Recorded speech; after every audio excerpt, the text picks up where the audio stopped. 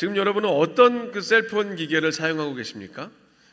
저희 집은 이제 3명이 삼성이고 이제 1명이 애플을 쓰고 있는데요. 보통은 연세 드신 분들이 삼성을 많이 쓰시고 젊은 분들은 주로 애플을 많이 쓰시는데, 또 저희 교회는 좀 달라요. 저희 교회는 연세 드신 권사님들도 손목에 다들 하나씩 애플 워치를 차고 계시더라고요. 아주 세련된 교회입니다. 근데 뭐 애플이건 삼성이든 뭐 효도폰이건 어떤 셀폰을 가지고 있든지 전화 통화가 안 되면, 그죠? 그것을 우리가 셀폰이라고 부를 수가 없습니다. 가장 기본적이고 중요한 그 전화 통화의 기능이 없으면 인터넷 단말기나 뭐 사진기나 계산기 혹은 뭐 TV라고 불러야지 우리가 셀폰이라고 부를 수는 없죠. 그러니까 모양이나 기능보다 그 정체성과 본질이 더 중요하다는 말 아니겠습니까? 그러니까 교회가 그렇다는 겁니다. 교회도 똑같습니다. 건물 구조도 다르고 스타일도 틀리고 있는 지역이나 모이는 구성원들도 다르지만 그 모든 교회를 우리가 교회라고 부른다면 본질적이고 공통적인 한 가지가 반드시 있어야 교회라고 부른다는 겁니다. 그것이 아니면 그냥 뭐 다른 여러 가지 이름으로 불릴 수 있겠죠. 교회에는 예수 그리스도의 십자가 복음과 그 복음의 역동성, 그 복음이 살아있는가, 그 정체성을 확인할 때 우리는 교회라고 비로소 부를 수 있습니다. 성경이 말하는 에클레시아, 그 교회의 의미가 바로 그것이지요. 하나님이 세상 속에서 구별해서 불러내어 함께 모아주신 구별된 공동체가 에클레시아 교회입니다. 자, 이렇게 모였다면 이제는 흩어지는 공동체가 되어야 합니다. 이렇게 두 가지 방향성을 다 가지고 있는 것이 에클레시아입니다.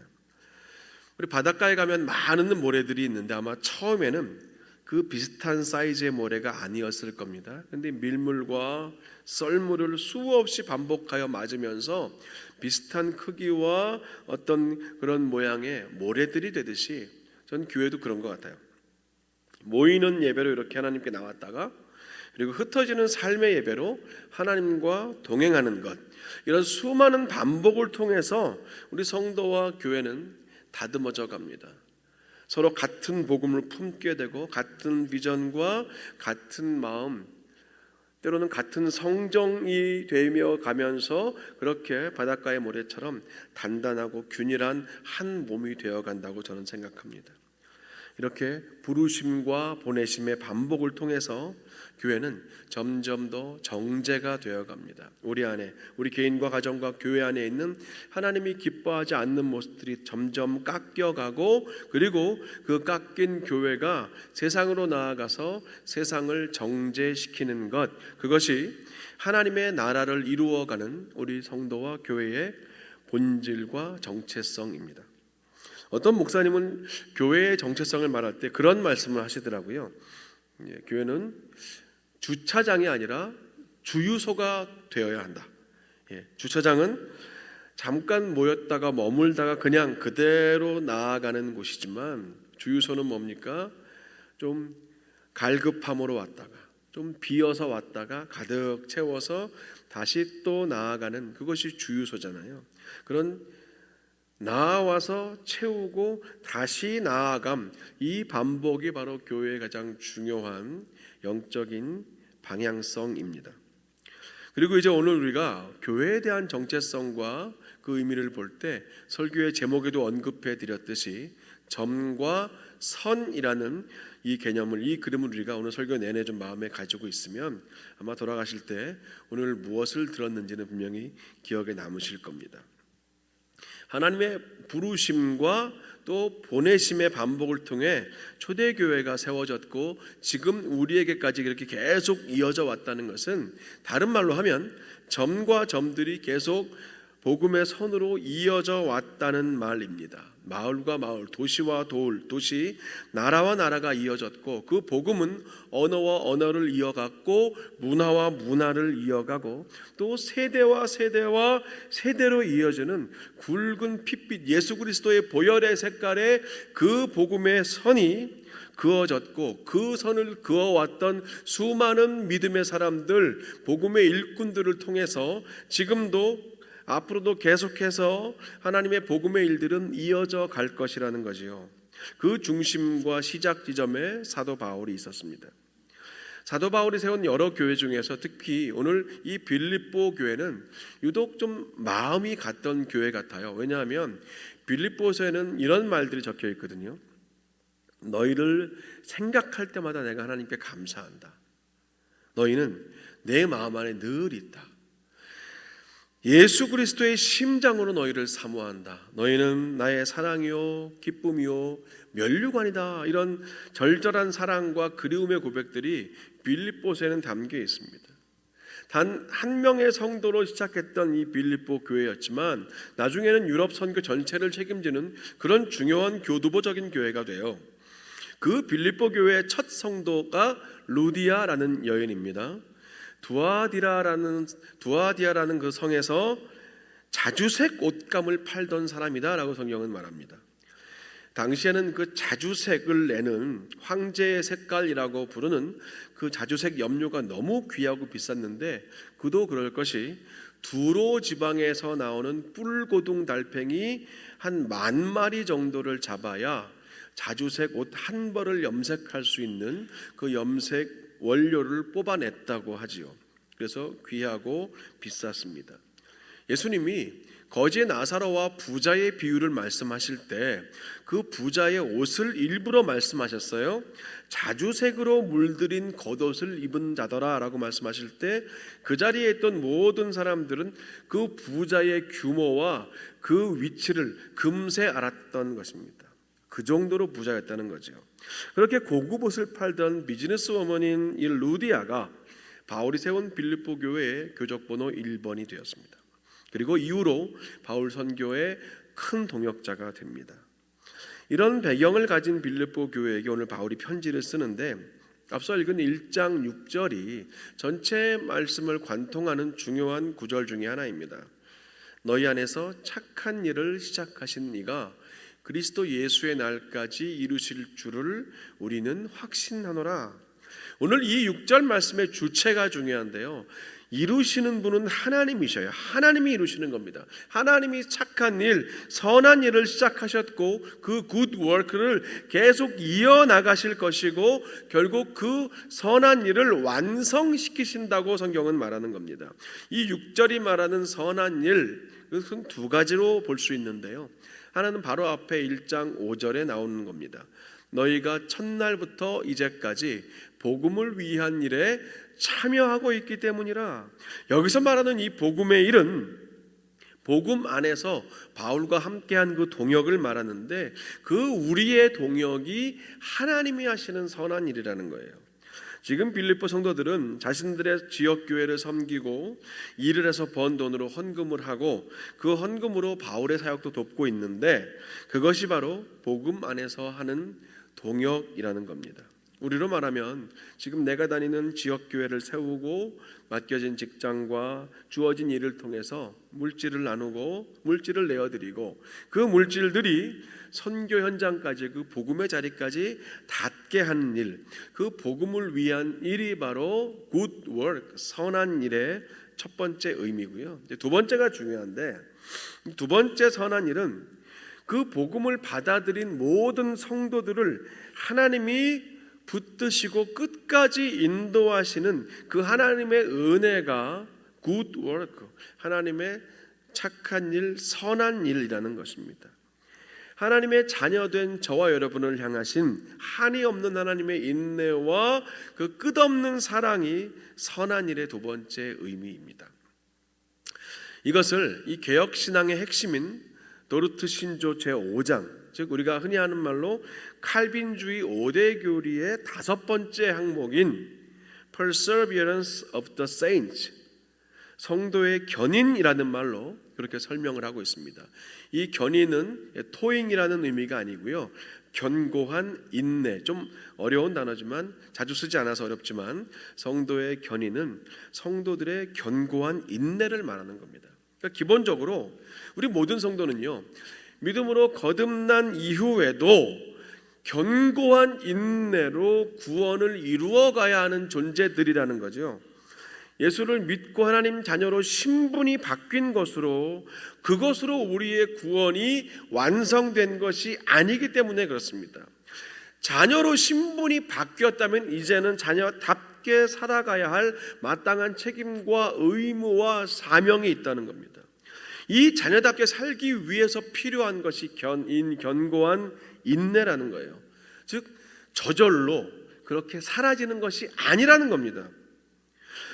그래도 우리가 여기서 감사한 게 뭐냐면 이 성도의 견인을 이루어가도록 하나님이 도와주신다는 거예요. 하나님이 포기하지 않고 끝까지 우리와 함께 우리 안에서 우리 곁에서 우리 앞에서 뒤에서 인도하시고 끌어주시고 함께 하신다는 겁니다. 그렇기 때문에 이 성도의 견인은 성도들의 견고한 인내를 우리에게 요구함과 동시에 그런 우리를 도우시고 붙드시는 하나님의 열심, 그 하나님의 열심까지 포함된 놀라운 은혜의 교리입니다. 하나님의 열심이 무엇입니까? 한 번 자녀 삼으시면, 한 번 내 사람이면 끝까지 포기하지 않으시는 거죠. 이 사실을 바울이 오늘 빌립보서 1장 6절에서 정확히 선포했던 겁니다. 우리 안에서 선한 일, 그 착한 일을 시작하신 분이 하나님이시기 때문에 하나님이 완성시켜 주신다는 거예요. 하나님이 끝까지 책임져 주신다는 겁니다. 물론 지금도 많은 사람들이 우리가 주변에 보면 신앙 고백을 하고도 믿음을 떠나지 않습니까? 세례받고 직분까지 받아요. 이런저런 봉사도 하고 사역도 하고 선교도 나갔다 와요. 잘 사는 것 같았는데 하루아침에 신앙생활을 졸업하시는 분들이 계십니다. 스스로 졸업하시는 분들이 계셔요. 특히 이 코로나 이후에 더 많은 분들을 우리가 보지 않습니까? 근데 성경은 그런 모습들에 대해서 낯설어하지 않아요. 성경은 그런 모습들이 낯설지 않다고 말해요. 형식적이고 표면적인 신앙생활이 얼마든지 가능하다고 그렇게 말합니다. 얼마든지 있다는 거예요. 요한일서 2장 9절에 보면 그들이 우리에게서 나갔지만 사실은 우리에게 속하지 않았다라는 구절이 나오거든요. 그러니까 어떤 공동체 안에 있다가 떠난 이들이 그때나 지금이나 있는데 요한일서가 말하는 것은 원래부터 우리에게 처음부터 속한 적이 없었기 때문에 사실은 엄밀히 말하면 나간 것이 아니라는 거예요. 함께 모여는 있었으나 속하지 않았기 때문에 나간 것이 아니다라고 말하기도 하고, 특히 예수님은 이 마태복음 15장 8절에서 이 백성이 입술로는 나를 공경하되 마음은 내게서 멀도다라고 말씀하시면서 입술로만 아멘 아멘 하는 그런 신앙생활이 얼마든지 가능함을 우리에게 말씀하셨어요. 그리고 또 예수님은 마태복음 7장에서도 어떤 사람들이 내 이름으로 귀신을 쫓고 선지자 노릇을 하고 권능을 행했다고 해도 나는 그들을 알지 못한다. 예수님을 인격적으로 그리고 참된 구원자와 구세주로 알지 못하고 행하는 그 어떤 것들도 주님과 상관없는 것이라는 거잖아요. 그러니까 예수님으로부터 떨어져 나갔다라는 이런 말은요, 신학적으로는 예수님께 붙어 있던 적이 없었다라는 말이 되는 겁니다. 왜냐하면 진짜 만약에 예수님께 접붙임 바 되어 붙어 있으면 완전히 예수님을 떠날 수가 없다는 것이 성경의 말씀이기 때문에 그래요. 진짜 붙어 있었다면 얼마 동안은 예수님을 외면하며 살 수도 있고요, 얼마 동안은 하나님께 섭섭해하고 하나님을 무시하며 살 수도 있지만 진짜 붙어 있었다면 결국은 다시 돌아오게 된다는 겁니다. 이 부분을 이 개혁주의 신학자 중에 한 분인 R.C. 스프롤 목사님은 이렇게 표현한 적이 있습니다. 참된 그리스도인도 철저하고 심각한 타락을 경험할 수는 있지만 결단코 하나님의 은혜로부터 전적이며 최종적으로 타락할 수는 없다는 거예요. 이것이 바로 앞서 말씀드린 성도의 견인을 이루시는 하나님의 열심이라는 겁니다. 그래서 예수님은 요한복음 10장 28절과 9절에서 그 하나님의 열심을 이렇게 우리에게 말씀해 주시는 겁니다. 내가 그들에게 영생을 주노니 영원히 멸망하지 아니할 것이요 또 그들을 내 손에서 빼앗을 자가 없느니라. 그들을 주신 내 아버지는 만물보다 크심에 아무도 아버지 손에서 빼앗을 수 없느니라. 그 어떤 것도 하나님이 더 크시기 때문에 그 어느 것도 우리를 하나님의 손에서 빼앗을 수 없다. 하나님보다 강한 것은 없다. 그래서 하나님 손에서 우리를 빼내올 수 없다라고 말씀하신 이 고백은요, 오늘도 우리의 삶을 지탱해주는 놀라운 은혜가 아닙니까? 우리 많이 힘들 때 있잖아요. 왜 갑자기 내 삶에 이런 일이 생길까? 아니, 잘 나가고 있었는데 왜 갑자기 이런 큰 돌부리가 나를 넘어지게 하고 우리 가족을 힘들게 할까? 아니, 내가 저 사람하고 원수진 것도 없는데 왜 나한테 저렇게 함부로 말을 할까? 살면서 당하는 수많은 일들이 있어요. 근데 그럴 때마다 오늘 이 말씀을 기억하십시오. 그 만물 어떤 것보다 하나님이 크셔요.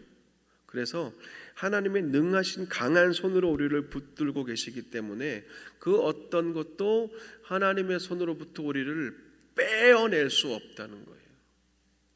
하나님은 여전히 저와 여러분을 그럼에도 불구하고 비록 이런 상황에 처했지만 또 앞으로 어떤 상황이 우리 삶 가운데 올지 모르지만 그럼에도 불구하고 끝까지 good work, 그 선한 일을 행하신다. 우리를 놓지 않으신다.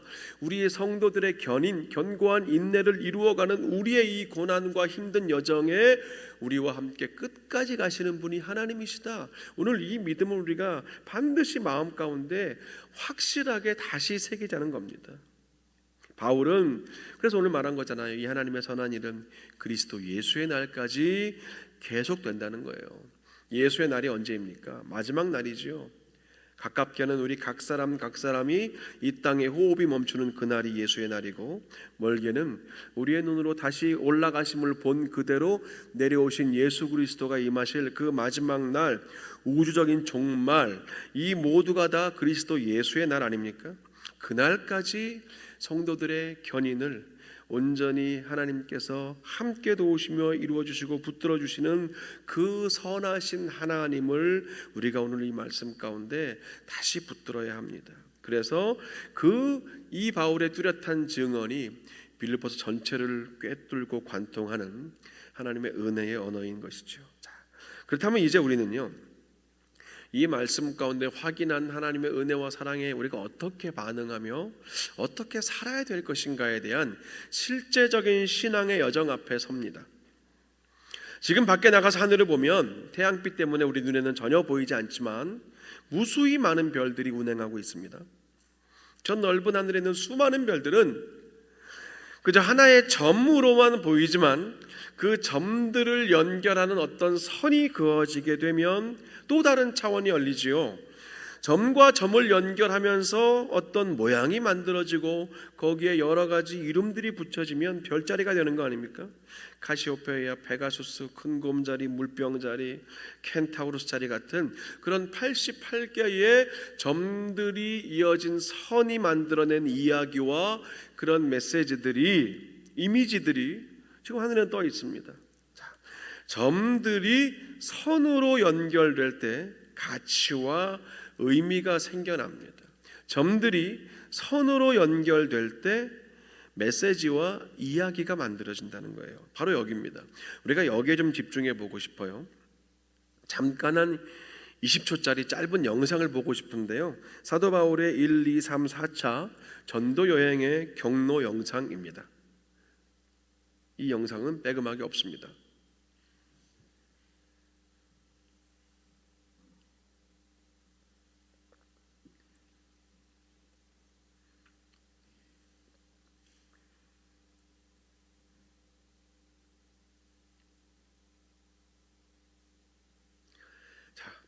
이 역사와 또 지도 안에서 작은 점에 불과했던 저 수많은 도시들이 복음을 들고 떠났던 바울의 걸음을 따라서 선으로 연결되면 1, 2, 3, 4차 전도 여행이라는 구원의 이야기가 되잖아요.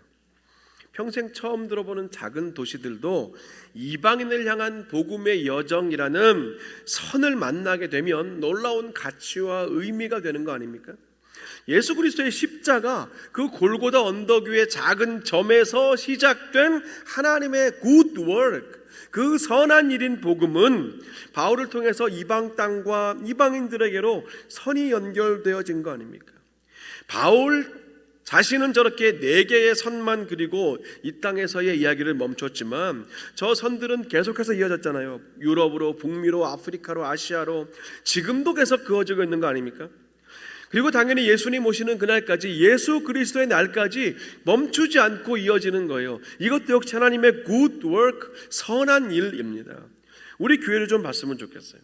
다음 주가 창립 48주년입니다. 남가주 안에서 손꼽히는 역사를 가진 우리 교회에 어제와 오늘 말씀으로 비춰보면 좋겠어요. 저 이어진 복음의 선이 우리 교회까지 와서 48년 전에 우리는 교회가 되었습니다. 근데 여기서 멈춰버리면, 그 선이 더 연결되지 않고 우리에서 멈춰 고정돼 버리면 그 엄중한 복음의 책임을 누가 질 수 있겠습니까? 감당할 수 있을까요?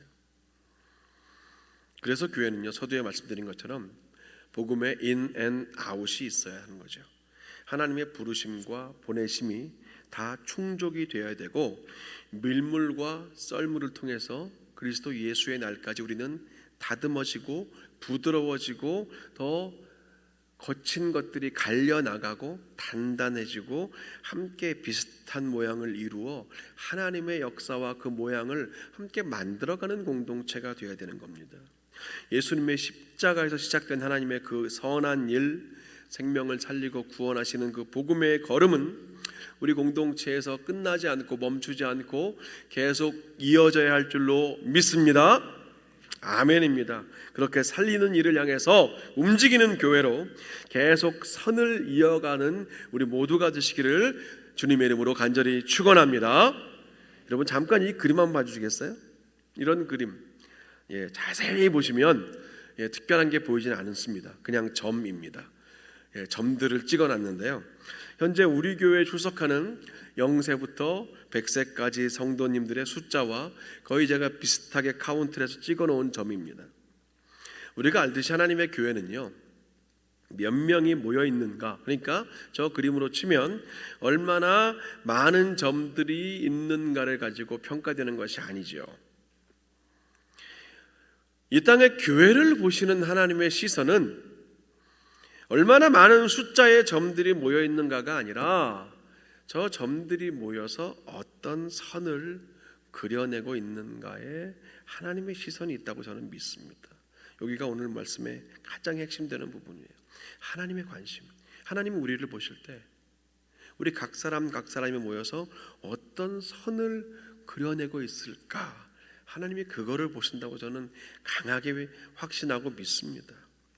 다양한 선들이 있겠죠. 관계의 선들이 그어지기도 하고 사역의 선들이 그어지기도 할 겁니다. 한번 이렇게 실제적으로 한번 제가 예를 들어보고 싶었어요. 어떤 날은 우리 안에서 이런 선이 그어지지 않을까요? 왜 이러지? 우리 교회는 왜 이래? 아니면 저분은 왜 저러지? 우리가 모여 있는데 불평이라는 선을 그어갈 때가 있어요. 근데 반대로 이런 선을 만들기도 할 겁니다. 감사하죠. 그래도 감사하지. 그래도 이게 얼마나 감사해요. 감사하지. 또 어느 날은 이렇게 오해라는 선을 분명히 연결하기도 할 거예요. 왜 저렇게 나한테 이렇게 함부로 대하지? 왜 저분은 저럴까?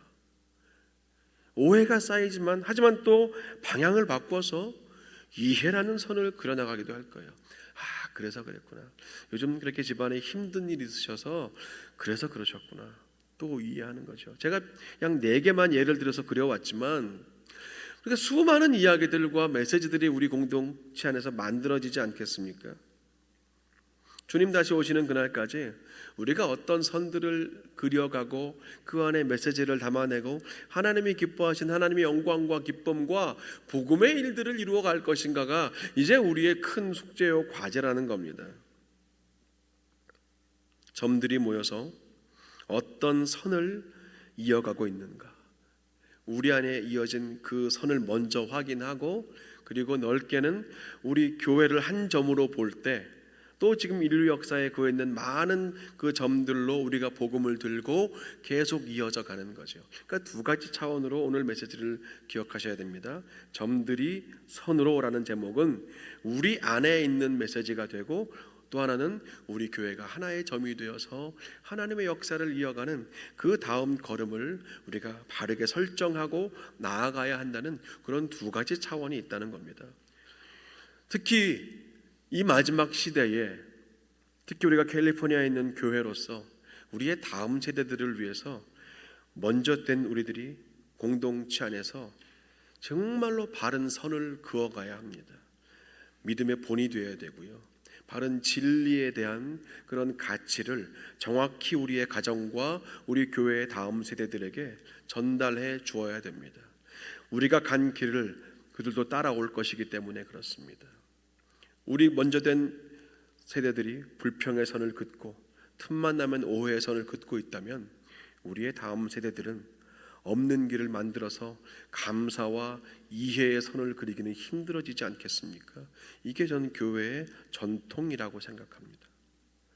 우리가 전통을 만들어 가는 거예요.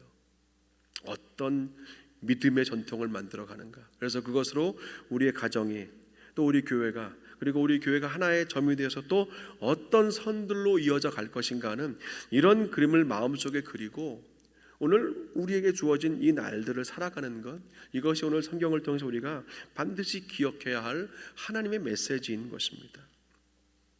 예수님 안에서 서로 연결되고 연합되고 하나님의 거하시는 성전이 되어갑니다. 각자의 모습은 다르지만, 때로는 퍼즐처럼 모양은 다르지만 함께 하나님의 완성된 작품을 만들어가는 게 우리 교회이고, 또 그런 교회들이 함께 만들어가는 하나님 나라의 큰, 하나님 역사의 큰 그림을 만들어가는 것, 그것이 우리 교회의 사명과 책임이기도 한다는 겁니다. 생각해보면요, 하나님의 그 은혜와 사랑이 아니었으면, 그저 이 장구한 역사 안에서 저와 여러분은 거의 보이지도 않은 흐릿한 점 하나에 지나지 않을 존재들이었습니다. 근데 그런 우리를 하나님이 긍휼히 여기시고 찾아내 주셨고 다가와 주셔서 복음을 듣고 받고 믿게 하셨습니다. 그래서 오늘도 우리가 그 십자가 복음 위에 서서 함께 예배하고 다시 또 삶의 예배로 나아가는 거지요. 주님은 점인 우리를 선이 되게 하시고 메시지가 되게 하시고 이야기가 되게 하십니다. 그리고 다른 지경, 다른 민족, 다른 나라로 연결되는 그 복음의 사명을 감당하시는 우리의 그런 걸음을 하나님이 보고 계신다는 거예요. 그래서 하나님의 기대하는 마음을 제 안에도, 그리고 우리 안에도 함께 품어야 한다는 겁니다. 이미 우리 안에 good work, 그 착한 일, 선한 일을 시작하신 하나님께서 예수 그리스도의 날까지 계속해서 이 놀라운 일을 포기하지 않으시고 이어가실 겁니다. 그렇게 하신다고 오늘 말씀을 통해서 우리에게 약속해 주셨어요. 여러분, 간절히 바라기는 저와 여러분, 그리고 우리 가정과 교회가 이제 함께 만들어가는 행복한 복음의 그 진한 선들을 통해서 하나님의 영광과 기쁨이 되시고 하나님의 그 놀라운 복음의 사역을 감당하시며 하나님의 사랑의 전달자로 하나님의 생명의 언어를 나누시며 하나님께 주신 그 은혜 앞으로 날마다 나아가기를 멈추지 않으시는 그런 저와 여러분, 우리 가정과 교회가 되시기를 주님의 이름으로 간절히 축원합니다. 기도하겠습니다. 하나님, 감사합니다. 우리는 연약합니다. 그리고 하나님 앞에 부끄러운 일도 참 많습니다. 그런데 그런 우리를 찾아내 주시고 다가와 만나 주시고 살게 하신 그 주님의 은혜, 그 복음이 나에게 흘러왔는데, 하나님, 나에게 주니 놀라운 복음의 은총과 은혜를 고여있지 않게 하시고 우리 가정과 교회 안에 흘려보내게 하시고 점들이 선으로 이어지며 하나님의 언어들, 하나님 나라 이야기들을 계속해서 써나가게 하시고, 또 우리 교회가 하나의 점이 되어서 하나님 역사의 그 다음 걸음을 향하여 함께 나아가는 아버지 하나님, 그런 우리 개인과 가정과 교회가 되게 하여 주시옵소서. 예수님의 이름으로 기도합니다. 아멘.